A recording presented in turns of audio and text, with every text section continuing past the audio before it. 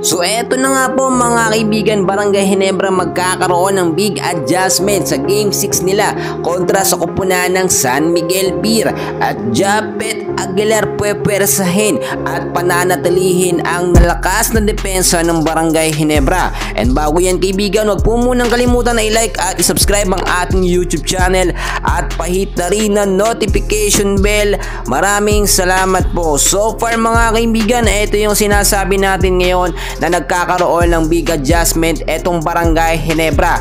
Mas nagiging estrikto na po kasi ngayon si Coach Timco, no, para manatili ang magandang chemistry at momentum ng Barangay Ginebra. Sa huling naging laban kasi, and very obvious ang laki ng kalamangan dito ng Barangay Ginebra. Siguro naman, no, hindi nyo nasasabihin na bentang laban ito dahil nga po yung final score dito nga po sa Game 5 ay 121-92. And so far, kaya pa yan maiangat ng Barangay Ginebra basta mapapanatili nila ang kanilang malakas na ofensa at depensa. Nakita rin natin na talagang batak na batak at gamit na gamit nga po, no, etong si Japet Aguilar. Yung malakas na depensa niya mga kaibigan nagagamit niya at kahit nga si Junmar Fajardo ay talagang nahihirapan po dito sa big man at sentro ng Barangay Ginebra. And so far, ang ganda rin ng kondisyon last game nito nga po si RJ Abarientos.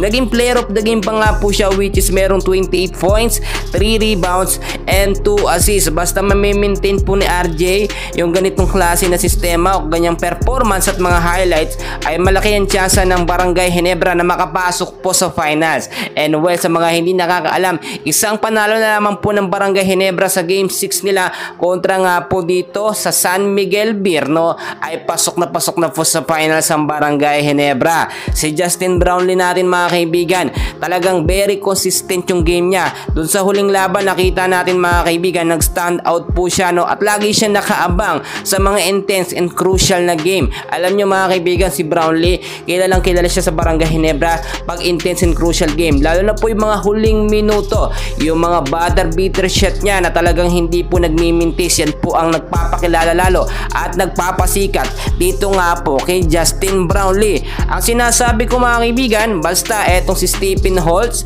si RJ Abarientos ay mananatili ang magandang momentum nila at hindi magbabago. Alam natin, hindi sila ganun ka-consistent mga kaibigan.